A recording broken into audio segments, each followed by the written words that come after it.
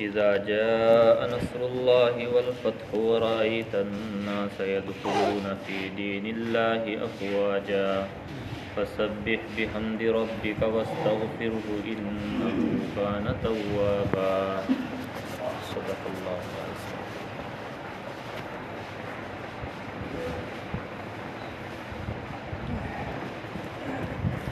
اللہ تعالیٰ کی توفیق سے سورہ لہو کی تفسیر مکمل ہونے کے بعد یہ سورہ نصر ہے، اور یہ بھی ان صورتوں میں سے ہے جو بکثرت مسلمانوں کی یاد بھی ہوتی ہے اور بکثرت نمازوں میں بھی پڑھی جاتی ہے۔ اس سورت کی ایک اہم خصوصیت یہ ہے کہ یہ سورت قرآن کریم کی صورتوں میں سب سے بعد میں نازل ہونے والی سورت ہے مکمل طور پر، یعنی اس کے سورت کے بعد کچھ آیتیں بعد میں نازل ہوئی ہیں۔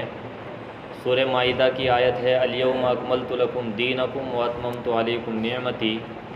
ورضیت لکم الاسلام دینا، یہ آیت اس کے بعد نازل ہوئی۔ اسی طرح سورہ بقرہ کی آیت ہے واتقوا یوما ترجعون فیہ الی اللہ، یہ اس کے بعد نازل ہوئی۔ لیکن مکمل طور پر سب سے آخر میں جو سورت نازل ہوئی وہ یہ سورت ہے، اس کے بعد مکمل کوئی سورت نازل نہیں ہوئی۔ یہ اس سورت کی ایک اہم خصوصیت بھی ہے۔ اس سورت میں بڑی عظیم بشارت بھی ہے اور ہمارے لیے بڑا عظیم سبق بھی ہے۔ پہلے اس سورت کا ترجمہ سن لیں۔ باری تعالیٰ نبی کریم صلی اللہ علیہ وسلم کو خطاب کر کے فرماتے ہیں اذا جاء نصر اللہ والفتح، جب اللہ تعالیٰ کی مدد آ جائے اور فتح حاصل ہو جائے، ورأیت الناس يدخلون فی دین اللہ افواجا، اور آپ لوگوں کو دیکھیں کہ وہ اللہ کے دین میں فوج در فوج داخل ہو رہے ہیں، فسبح بحمد ربک واستغفر، تو اس کے بعد آپ اپنے رب کی تسبیح بیان کیجئے اور حمد بیان کیجئے اور اس سے استغفار کیجئے، انہ کان توابا، یقیناً اللہ تبارک و تعالی وہ بہت زیادہ توبہ کو قبول کرنے والے اور بڑے معاف کرنے والے ہیں۔ یہ ہے سورت کا ترجمہ۔ جیسا کہ میں نے عرض کیا کہ یہ سورت سب سے آخری سورت ہے جو مکمل طور پر نازل ہوئی۔ اس کے نازل ہونے کے بعد نبی کریم سرور دو عالم صلی اللہ علیہ وسلم 2 سال دنیا میں تشریف فرما رہے، اور صحیح بات یہ ہے کہ یہ سورت غزوہ خیبر کے بعد نازل ہوئی۔ غزوہ خیبر سن 7 ہجری میں پیش آیا یہودیوں کے ساتھ میں۔ اللہ رب العزت نے مسلمانوں کو یہودیوں پر غزوہ خیبر میں فتح عطا فرمائی، اور یہ خیبر یہودیوں کا وہ علاقہ تھا جہاں سے بیٹھ کر وہ مسلمانوں کے خلاف سازشیں کیا کرتے تھے۔ نبی کریم صلی اللہ علیہ وسلم کے ہاتھوں اللہ رب العزت نے اس علاقے کو فتح فرمایا، اور یہ فرمایا، اس میں پیشین گوئی فرمائی اس صورت میں کہ ان قریب اللہ رب العزت کی مدد آنے والی ہے اور فتح حاصل ہونے والی ہے، اور فتح سے اشارہ ہے مکہ مکرمہ کے فتح ہونے کی جانب، کہ وہ مکہ مکرمہ جہاں مسلمانوں پر زمین تنگ کی جا رہی تھی، ظلم و تشدد کا بازار گرم کیا جا رہا تھا، کوئی کلمہ توحید پڑھ لیتا تو اس کو کوڑے مارے جاتے، اس کے سینے پر پتھروں کی سیلیں رکھی جاتی اور اس کو تپتی ہوئی ریت پر لٹایا جاتا۔ اس مکہ مکرمہ کے بارے میں اللہ تعالیٰ فرما رہے ہیں کہ وہ مکہ مکرمہ اب آپ کے ہاتھوں فتح ہونے والا ہے۔ یہ اللہ رب العزت نے پیشین گوئی فرمائی۔ چنانچہ ایسا ہی ہوا کہ نبی کریم صلی اللہ علیہ وسلم کے ہاتھوں اللہ رب العزت نے مکہ مکرمہ کو فتح فرمایا، اور ایسے طریقے سے فتح فرمایا کہ خون کا کوئی قطرہ بھی نہیں بہا، اور مکہ مکرمہ فتح ہو گیا۔ اس کے بعد سارے عرب سے مختلف قبیلے حضور کریم صلی اللہ علیہ وسلم کی خدمت میں آئے اور آ کر کے انہوں نے اسلام قبول کیا۔ مختلف قبائل عرب ان سب کو یہ معلوم ہو چکا تھا، وہ نبی کریم صلی اللہ علیہ وسلم کے معجزات کو دیکھ چکے تھے، اور ایک بڑی حد تک ان کے دل میں اسلام کی حقانیت گھر کر چکی تھی، لیکن وہ ڈر کی وجہ سے اسلام قبول نہیں کر رہے تھے۔ ان کو ڈر تھا، اور ڈر یہ تھا کہ قریش مکہ جو سرداران مکہ ہیں بڑے بڑے، وہ سارے عرب کے پیشوا سمجھے جاتے تھے، سارا عرب ان کی طرف دیکھتا تھا۔ ان کو یہ ڈر تھا کہ اگر ہم نے قبول کر لیا، اسلام میں ہم داخل ہو گئے، تو کہیں ایسا نہ ہو کہ یہ مکے کے بڑے بڑے سردار ہم سے خفا ہو جائیں، ناراض ہو جائیں، اور اس کے نتیجے میں جو ہمارے قبیلے کے بڑے سردار ہیں وہ بھی ہم سے خفا ہو جائیں گے۔ اس ڈر کی وجہ سے وہ اسلام قبول نہیں کرتے تھے، اور اس انتظار میں رہتے تھے کہ دیکھتے ہیں کہ ان مکہ کے قریش کا، سرداران مکہ کا کیا انجام ہوتا ہے۔ اس انتظار میں وہ بیٹھے ہوئے تھے۔ چنانچہ اللہ رب العزت نے مکہ مکرمہ کو فتح فرمایا، نبی کریم صلی اللہ علیہ وسلم کے ہاتھوں آپ کو غلبہ عطا فرمایا، اور آپ مسجد حرام میں داخل ہوئے، اور ایسے طریقے سے داخل ہوئے کہ سب سے پہلا کام جو آپ نے مسجد حرام میں داخل ہونے کے بعد کیا وہ یہ کہ حضرت بلال رضی اللہ تعالیٰ عنہ کو حکم دیا کہ وہ بیت اللہ کی چھت پر چڑھیں اور چڑھ کر کے بلند آواز سے اذان دے۔ حضرت بلال رضی اللہ تعالیٰ عنہ نے اذان دی، ان کی اذان پورے مکے کے اندر گونجی، اور آپ نے اعلان فرما دیا کہ آج جو مسجد حرام میں داخل ہو جائے گا اسے بھی امن ہے، جو اپنا دروازہ بند کر لے گا اسے امن ہے، جو اپنا ہتھیار پھینک دے گا اسے امن ہے، اور جو ابو سفیان کے گھر میں داخل ہو جائے گا اسے بھی امن ہے۔ آپ نے عام اعلان فرما دیا تھا، اور جو مکہ کے بڑے بڑے سردار تھے جنہوں نے نبی کریم صلی اللہ علیہ وسلم کو قتل کرنے کی اور آپ کو گرفتار کرنے کی سازشیں تیار کی تھی، اور مسلمانوں کے اوپر عرصہ حیات تنگ کیا تھا، وہ جب حضور کے سامنے آئے تو اللہ کے رسول نے ان کو بھی فرما دیا لا تثریب علیکم اليوم انتم الطلقاء، کہ آج تم سے کوئی انتقام نہیں لیا جائے گا، تم سب کے سب آزاد ہو، آج تمہاری جان کو کوئی خطرہ نہیں پہنچے گا۔ یہ رحمت للعالمین صلی اللہ علیہ وسلم کا ظرف تھا کہ وہ لوگ جنہوں نے 13 سال تک ظلم و ستم کی چکی میں پیسا، جب ان پر اللہ کے رسول کو اقتدار حاصل ہوا تو آپ نے ان کے لیے بھی عام معافی کا اعلان فرما دیا۔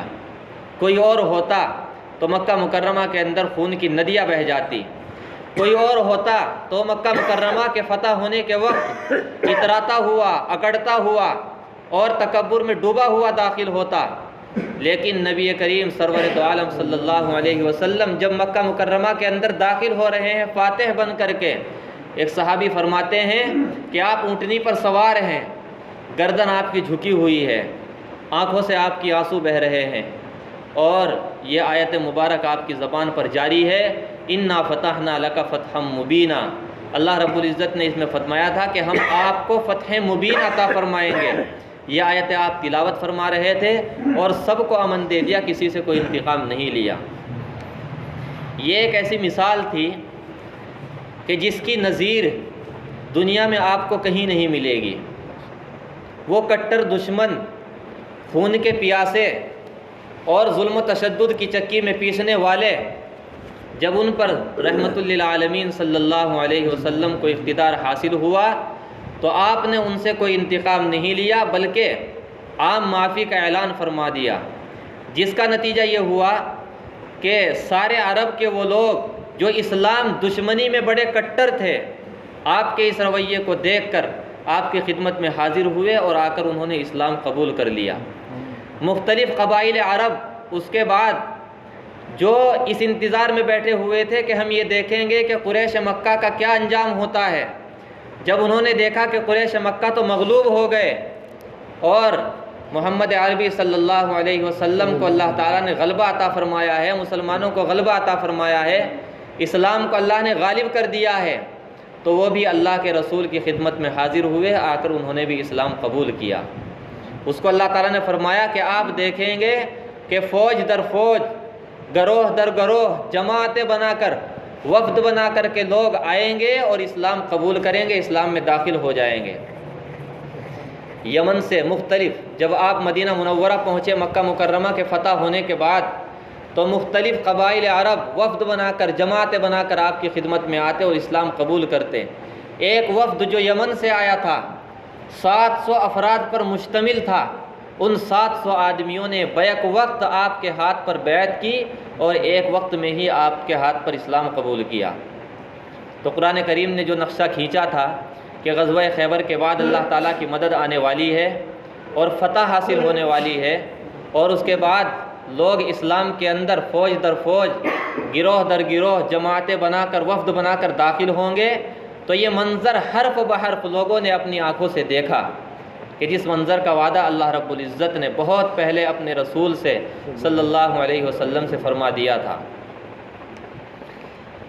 چونکہ اس میں پیشین گوئی فرمائی گئی تھی مکہ مکرمہ کے فتح ہونے کی اور سارے جزیرہ عرب کے اسلام کے اندر داخل ہونے کی، تو جب یہ صورت نازل ہوئی تو نبی کریم صلی اللہ علیہ وسلم نے صحابہ کرام کے سامنے یہ صورت تلاوت فرمائی، تو صحابہ کرام سن کر کے اس صورت کو بڑی خوشیاں منانے لگے۔ حضرت عمر فاروق رضی اللہ تعالیٰ عنہ، حضرت ابوبکر صدیق اور دیگر بڑے بڑے صحابہ رضی اللہ عنہم اجمعین، انہوں نے بڑی خوشی منائی کہ اب تو اسلام کو اور مسلمانوں کو غلبہ حاصل ہو جائے گا اور ہم سب کو فتح حاصل ہوگی، مکہ مکرمہ فتح ہو جائے گا۔ لیکن ایک بزرگ تھے حضور کریم صلی اللہ علیہ وسلم کے چچا حضرت عباس رضی اللہ تعالیٰ عنہ، ان کو دیکھا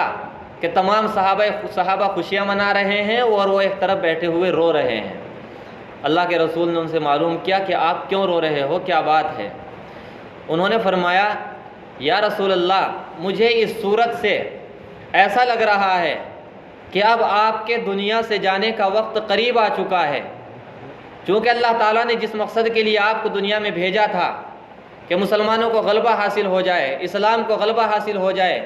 اسلام پھیل جائے، اس کی نشر و اشاعت ہو جائے، وہ مقصد، اس مقصد کی اب تکمیل ہو رہی ہے، وہ مقصد پورا ہو رہا ہے، اور جب وہ مقصد پورا ہو جائے گا تو اللہ تعالیٰ پھر آپ کو اپنے سے زیادہ دور نہیں رکھیں گے، بلکہ اس مقصد کے پورا ہونے کے بعد آپ کو اپنے پاس میں بلا لیں گے۔ تو مجھے اشارہ مل رہا ہے اس صورت سے کہ آپ کے دنیا سے جانے کا وقت قریب آ چکا ہے، اس لیے میں رو رہا ہوں۔ اللہ کے رسول نے فرمایا کہ تم ٹھیک کہتے ہو، واقعتاً اس صورت میں اشارہ موجود ہے کہ اب چونکہ میری بعثت کی تکمیل ہو رہی ہے، جس مقصد کے لیے اللہ تعالیٰ نے مجھے بھیجا تھا کہ اسلام کی نشر و اشاعت ہو جائے، سارا عرب اسلام کے زیر نگی آ جائے اور مسلمانوں کو غلبہ حاصل ہو جائے، وہ مقصد چونکہ اب پورا ہو رہا ہے، اس لیے تم صحیح کہتے ہو کہ اللہ تعالیٰ، اس کے بعد میں دنیا میں نہیں رہوں گا، اللہ تعالیٰ مجھے دنیا سے اپنے پاس میں بلا لیں گے۔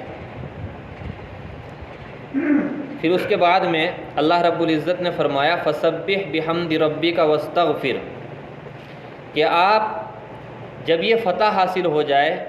اور اللہ تعالیٰ کی مدد آ جائے تو اس کے بعد میں آپ کو یہ کرنا ہے کہ اللہ تعالیٰ کی تسبیح بیان کرنی ہے، اس کی حمد بیان کرنی ہے، اس سے استغفار کرنا ہے۔ یعنی جب آپ کا مقصد پورا ہو گیا، آپ نے اپنا فریضہ منصبی ادا کر دیا، تو اب آپ کو اپنا رجوع اللہ تعالیٰ کی طرف کرنا ہے، اس کی طرف دھیان لگانا ہے، اس سے استغفار کرنا ہے، اس کی تسبیح اور تحمید کرنی ہے۔ حضرت عائشہ رضی اللہ تعالیٰ عنہ فرماتی ہے کہ جب یہ صورت نازل ہوئی تو اس کے بعد میں نے نبی کریم سرور دو عالم صلی اللہ علیہ وسلم کو دیکھا کہ آپ بکثرت اپنی نمازوں میں، رکوع میں، سجدوں میں، نمازوں میں آپ پڑھا کرتے تھے سبحانک اللہم وبحمدک استغفرک واتوب الیک، آپ اس کو پڑھا کرتے تھے۔ ایک مرتبہ حضرت عائشہ رضی اللہ تعالی عنہ نے آپ کو سجدے میں یہ پڑھتے ہوئے دیکھا کہ آپ،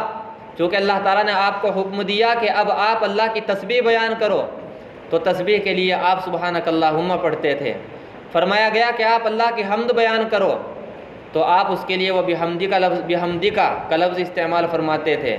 فرمایا گیا کہ اللہ تعالیٰ سے استغفار کرو، اس کے لیے آپ استغفرک واتوب الیک پڑھتے تھے۔ حضرت عائشہ رضی اللہ تعالیٰ عنہ فرماتی ہیں کہ میں نے ایک مرتبہ دیکھا کہ آپ سجدے میں یہ کلمات پڑھ رہے ہیں، ویسے تو سجدے میں سبحان ربی الاعلیٰ اس کی تسبیح پڑھی جاتی ہے، لیکن حضرت عائشہ نے دیکھا کہ آپ اس کے برخلاف وہ کلمات پڑھ رہے ہیں جو میں نے ابھی بیان کیے۔ حضرت عائشہ رضی اللہ تعالیٰ عنہ نے پوچھا یا رسول اللہ، آپ ان کلمات کو کیوں پڑھتے ہیں؟ حضور کریم صلی اللہ علیہ وسلم نے ارشاد فرمایا کہ عائشہ مجھے اس صورت میں سورہ نصر میں اللہ تعالیٰ نے حکم دیا ہے کہ اب میرا مقصد پورا ہو گیا ہے دنیا میں آنے کا، چنانچہ اس کے بعد تسبیح، تحمید اور استغفار کا اللہ تعالیٰ نے حکم دیا ہے، اس کی تعمیل میں میں یہ کلمات پڑھتا ہوں۔ آپ ان کلمات کو پڑھا کرتے تھے۔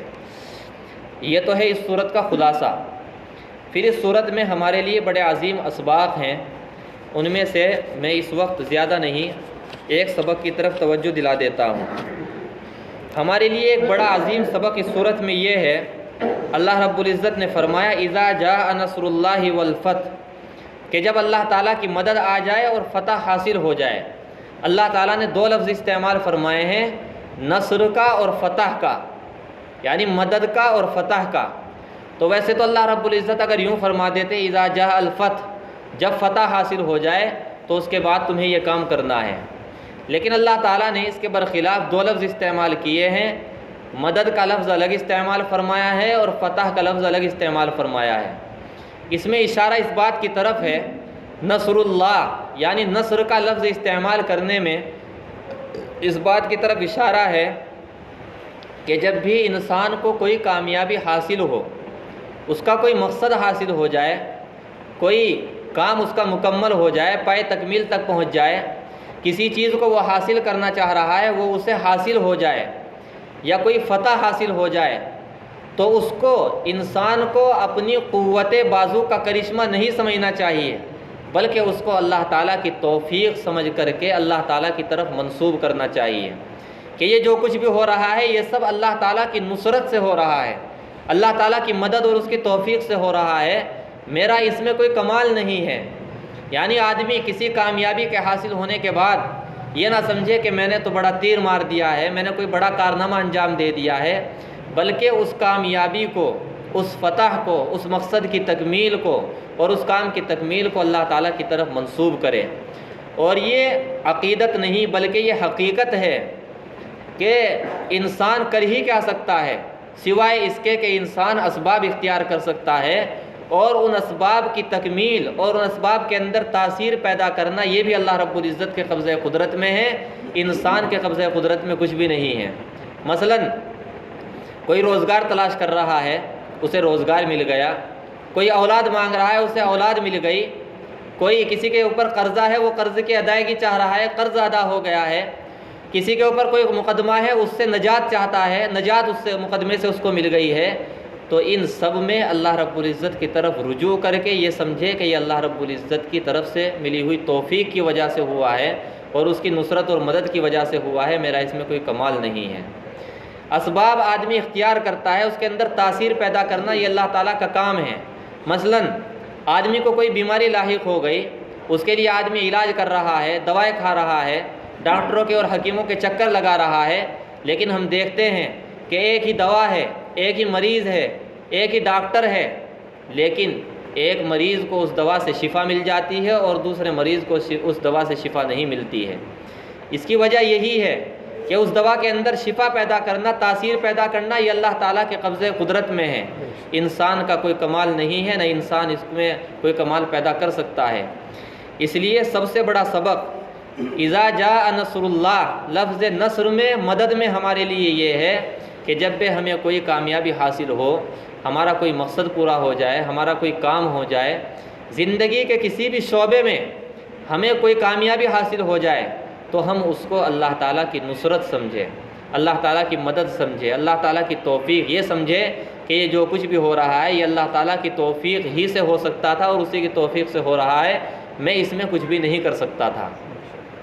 یہ اس میں بہت بڑا سبق ہے ہمارے لیے کہ ہم ایسے موقع پر اللہ تعالیٰ کی طرف رجوع کر کے اس کو اللہ تعالیٰ کی طرف ہی منسوب کریں۔